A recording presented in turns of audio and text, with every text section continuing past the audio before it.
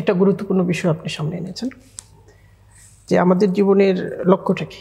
জি, লক্ষ্যমাত্রা এবং ফোকাস ইসলামী এত গুরুত্বপূর্ণ যে আপনি দেখবেন ইন্নামাল আমালু বিন্নিয়াহ এই হাদিসকে অধিকাংশ হাদিসের কিতাবে বিশেষভাবে গুরুত্ব সহকারে এনেছেন। কেন? এর কারণ হলো ফোকাস। ইসলামের সমস্ত কিছু ফুকাহায়ে কেরাম, মুহাদ্দিসিনে কেরাম আমাল সমূহকে 3 ভাগে ভাগ করেছেন। হয়তো সেটা হৃদয়ের সাথে সম্পর্কিত, হয়তো সেটা কৌলের সাথে, বচনের সাথে সম্পর্কিত, অথবা সেটা জাওয়ারেহ তথা অঙ্গ প্রত্যঙ্গের সাথে সম্পর্কিত। এবং এই যে বাচনিক বিষয়গুলো কিংবা অঙ্গ প্রত্যঙ্গের মাধ্যমে সম্পাদিত বিষয়গুলো সঠিক হওয়া না হওয়া আল্লাহর কাছে পুরস্কারের যোগ্য হওয়া না হওয়া নির্ভর করে মানসিক অবস্থার উপর। এ কারণে নবী আলাইহিস সালাম হাদিসে বলেছেন যে ওয়া ইন্নামা লিইমরিইন মা নাওয়া, মানুষ সেটাই পাবে, সেই পুরস্কারই পাবে যেটা সে নিয়ত করবে। ইসলামে এ কারণে মানসিক অবস্থা, লক্ষ্য এবং আপনার গোলটা কি, আপনার টার্গেটটা কি, আপনি কি আসলে চান সেটা আল্লাহ সুবহানাহু ওয়া তাআলা দেখতে চান। মুমিনের জীবনের সমস্ত কাজের লক্ষ্য এবং কেন্দ্রবিন্দু হবে আল্লাহ সুবহানাহু ওয়া তাআলার সন্তোষ। এবং আল্লাহ সুবহানাহু ওয়া তাআলার সন্তোষ অর্জনকে একেবারে কেন্দ্রে রেখে সে তার লক্ষ্যগুলো সেট করবে। দুটো জিনিস, একটা হলো উদ্দেশ্য, আরেকটা হচ্ছে লক্ষ্য। একটাকে বলা হয় গরজ, আরেকটা হলো গায়েত। গরজ সমূহ তথা লক্ষ্য সমূহ বাস্তবায়নের মধ্য দিয়ে যে চূড়ান্ত মোহনায় মানুষ উপনীত হয় সেটা হলো গায়েত, সেটা হলো উদ্দেশ্য।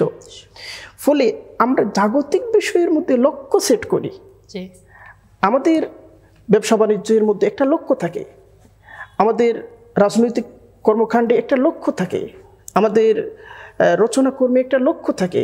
উদ্দেশ্য সেট করা, উদ্দেশ্য ইসলাম সেট করে দিয়েছে, সেটা হচ্ছে আমি আল্লাহ সুবহানাহু ওয়া তাআলাকে পেতে চাই। আর কি চাই? ইহকালীন কল্যাণ এবং পরকালীন নাজাত চাই। আপনি দেখবেন যে এই দুনিয়ার বড় বড় সেলিব্রিটিরা যারা মানুষকে অনুপ্রেরণা যোগায়, তাদের অনুপ্রেরণার মুখ্য বিষয় হচ্ছে যে আপনি ইহকালে কিভাবে সফল হবেন। এখানে পরকাল গয়রে হাজির থাকে, অনুপস্থিত থাকে। যখন পরকাল অনুপস্থিত থাকে এবং আপনার লক্ষ্যের মধ্যে আল্লাহ সুবহানাহু ওয়া তাআলা অনুপস্থিত থাকেন, তখন এই লক্ষ্যগুলো কি হয়ে যায়? এগুলো বস্তুবাদী হয়ে যায়। বস্তুবাদী হওয়ার অর্থ কি? যেমন একজন মানুষ তার জীবনের লক্ষ্য স্থির করলো, সে যে কোনো মূল্যে সফল হতে চায়। সাধারণভাবে এটাই তো আমরা সাধারণত দেখি, মানুষ এটা লক্ষ্য স্থির করেছে, যে কোনো মূল্যে সে সফল হতে চায় একটা বস্তুবাদী সমাজে। এই লক্ষ্য পূরণের জন্য তাকে কি কি করতে হবে? সে কি করে? সে সবচেয়ে মানসম্মত একটা বাড়ির প্রত্যাশা করে, সবচেয়ে মানসম্মত যানবাহনের প্রত্যাশা করে, সবচেয়ে দামি, সবচেয়ে লেটেস্ট, এবং জীবন উপকরণগুলো অত্যন্ত উন্নত মানের হতে হবে যাতে করে তার জীবনযাত্রাটা অত্যন্ত সুন্দর, সাবলীল এবং সহজ হয়। আচ্ছা, এই বস্তুবাদী সমাজে কী করা হয়? একজন মানুষ 5 কোটি টাকার গাড়িতে সে চড়ে, অতএব সে মূল্যবান। তার গড়িটার দাম 7 লক্ষ টাকা, ফলে সে মূল্যবান না। এটা হচ্ছে তার ব্যবহৃত বস্তুর মূল্য। বস্তুর মূল্য দিয়ে মানুষের মূল্য নির্ণয় করা যায় না। ইসলাম কি বলে? ইসলাম এই সমস্ত জীবন উপকরণ, এগুলো হচ্ছে ইসলামের দৃষ্টিতে এগুলোকে বলা হয় আসবাব। আসবাবকে ইসলাম গুরুত্ব দেয়। ইসলাম বলে আমি এটার মধ্যে পানি পান করব, এটাকে পরিচ্ছন্ন হতে হবে এবং এটাকে রুচিসম্মত হতে হবে, কিন্তু এটাকে জগতের সবচেয়ে মূল্যবান হতে হবে, এই প্রতিযোগিতার মধ্যে নামতে ইসলাম আমাকে বলে না, বরং নিরুৎসাহিত করে। ইসলাম এখানে নিরুৎসাহিত করে।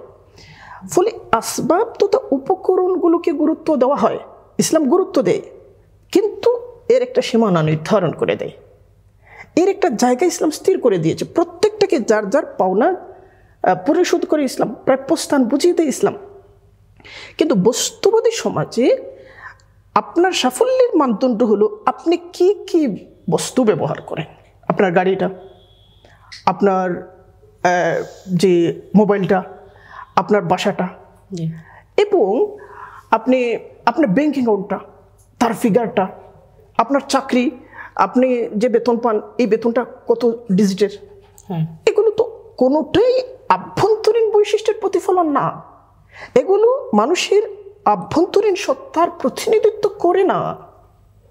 সেখানে বিষয়টা এরকম না যে আপনার লক্ষ্যের মধ্যে বিশুদ্ধতা আছে কিনা, আপনার নৈতিক মান কতটা উন্নত, আপনার নিষ্ঠা কতটা যথার্থ, এবং মানুষ হিসেবে আপনার শ্রেষ্ঠত্বের যে সমস্ত মৌলিক মানদণ্ড রয়েছে এই সমস্ত বস্তুবাদের দৃষ্টিকোণে উপেক্ষিত থেকে যায়, একদম উপেক্ষিত থেকে যায়। তারপরেও সেখানে স্পিরিচুয়াল নানা বিষয় অনেক সময় হাজির করা হয়, সেগুলোকে হাজির করা হয় মাত্রা বৃদ্ধির জন্য। মূল জিনিসটা, কেন্দ্রীয় জিনিসটা হচ্ছে বস্তুবাদী, বস্তুগত। এবং ইসলামের দৃষ্টিতে এই যে মানদণ্ড, এই মানদণ্ডটাই হচ্ছে জাহিলিয়াত। আল্লাহ সুবহানাহু ওয়া তাআলা বলছেন, ইয়ালামুনা যাহিরাম মিনাল হায়াতিদ দুনিয়া ওয়া হুম আনিল আখিরাতি হুম গাফিলুন। যারা এরকম মানদণ্ডকে কেন্দ্রে রেখে জীবনের লক্ষ্য স্থির করে এবং কাজসমূহের ফোকাস নির্ধারণ করে, আল্লাহ বলতেছেন এরা তো ইয়ালামুনা যাহিরাম মিনাল হায়াতিদ দুনিয়া, হায়াতিদ দুনিয়ার বাহ্যিক বিষয়গুলোই কেবলমাত্র তারা জানে। আর ওয়া হুম আনিল আখিরাতি হুম গাফিলুন, আখিরাতের ব্যাপারে অর্থাৎ মহাজীবনের ব্যাপারে, পারলৌকিক জীবনের ব্যাপারে তারা একেবারে বেখবর, একেবারে উদাসীন, একেবারে মূর্খ। ফলে এই যে দৃষ্টিভঙ্গিটা, এই দৃষ্টিভঙ্গিটা ইসলামের কাছে অত্যন্ত সমালোচিত।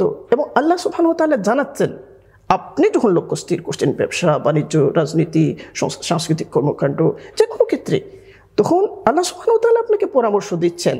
জি, আল্লাহ তাআলা আপনাকে পরামর্শ দিচ্ছেন যে এই লক্ষ্যটা যেন কেবলমাত্র জাহিরি দুনিয়া অর্থাৎ বাহ্যিক উপায় উপকরণ ভিত্তিক এবং উপায় উপকরণ সর্বস্ব যেন না হয়, সেখানে যেন আখিরাত কেন্দ্রের মধ্যে থাকে।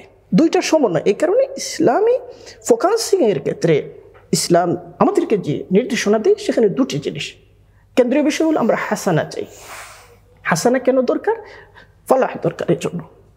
আমরা আমাদের গায়ত হলো ফালাহ আমরা চাই, তথা সাফল্য আমরা চাই। আর গায়তের জন্য গারজ, আগেই বলেছি যে একটা হলো উদ্দেশ্য, সেটা হচ্ছে গায়ত, আরেকটা হচ্ছে লক্ষ্য। অর্থাৎ উদ্দেশ্য অর্জনের জন্য যে সমস্ত ধাপ অতিক্রম করা হয়, এই ধাপগুলোতে উত্তরণ হচ্ছে এক একটা লক্ষ্য পার করা। তো আমাদের চূড়ান্ত উদ্দেশ্য হচ্ছে আমরা ফালাহ চাই। ফালাহ অর্জনের জন্য মানুষ দুইটা কাজ করে, দুইটা পথ অবলম্বন করি। একটা হলো হাসানা, আরেকটা হলো সাইয়্যা। একটাকে আল্লাহ সুবহানাহু ওয়া তাআলা তয়্যিব বলেছেন, আরেকটাকে আল্লাহ সুবহানাহু ওয়া তাআলা খাবিস বলেছেন, নিকৃষ্ট বলেছেন। ফলে বাস্তব জীবনে ইহকালে আমরা প্রত্যেকেই সাফল্যকে তাড়া করছি। সাফল্য অর্জনের জন্য হ্যাঁ, আমাদের সকল সাধনা, আমাদের সকল প্রচেষ্টা নিবেদিত। সেখানে আল্লাহ সুবহানাহু ওয়া তাআলা আমাদের কাছে এটা চান যেন আমরা সমন্বয় করি, ফিদ দুনিয়া হাসানা এবং ফিল আখিরাতি হাসানা, উভয়টার জন্য সমন্বয় করি। উভয়টার সমন্বয় হলে কি হবে? আপনার ব্যবসা বাণিজ্যের মধ্যে আপনি আর্থিক লাভবান হওয়ার চেষ্টা করবেন, পাশাপাশি নৈতিক মানোন্নয়নের চেষ্টাও করবেন। যখন আর্থিক লাভ এবং নৈতিক মানোন্নয়ন দুইটা একত্রে হাজির থাকবে, তখন আপনার ব্যবসা আপনাকে যেমন পবিত্র এবং পরিচ্ছন্ন করবে, সমৃদ্ধি দেবে, পাশাপাশি সেটা সমাজের অন্য মানুষের জন্য, সোসাইটির জন্য সেটা আশীর্বাদে পরিণত হবে। আপনি যখন ব্যবসার মধ্যে কেবল আর্থিক লাভটা তালাশ করছেন, সেখানে আপনার পারলৌকিক উদ্দেশ্য অনুপস্থিত, আল্লাহ সুবহানাহু ওয়া তাআলার সন্তুষ্টি অনুপস্থিত, সেখানে আখিরাতের হাসানা অনুপস্থিত, শুধুমাত্র দুনিয়ার হাসানাটা আপনি চান, তখন আপনি কি করবেন? আপনি গারার অবলম্বন করবেন, ধোঁকা, প্রতারণা এবং এই যে সমস্ত জিনিস হচ্ছে, ওজনে কম দেওয়া, পণ্যের মধ্যে সমস্যা করা, মানুষকে নানাভাবে প্রতারিত করা, ভালো লেবেল লাগিয়ে মন্দ জিনিস বাজারজাত করা, সমস্ত কিছু এই লক্ষ্য উদ্দেশ্য সুস্থির করতে না পারার ফলে এই জিনিসগুলো হচ্ছে। ফলে আমরা ব্যবসাকে ভালো করতে চাই, আমরা পেশাদারদের কর্মকাণ্ডকে ভালো করতে চাই, আমাদের সমাজ ব্যবস্থাকে ভালো করতে চাই। প্রত্যেক পেশার মধ্যে যারা আছে, প্রত্যেক পেশা এবং অবস্থানের মধ্যে যারা আছে, তাদের থেকে আমরা ভালো ফলাফল চাই। তাহলে আমাদেরকে কি করতে হবে? আমরা পুঁজি বিনিয়োগের প্রতি যত্ন দিচ্ছি। উৎপাদন ব্যবস্থা সমৃদ্ধ করার জন্য রাষ্ট্রের বিশাল বিশাল আয়োজন, কিন্তু ফোকাসিংয়ের জায়গাটা সেখানে কোনো নজর দেওয়া হচ্ছে না, সেখানে কেউ আলো দিচ্ছে না। অথচ এটা ঠিক না হলে সর্বত্র সমস্যা তৈরি হচ্ছে।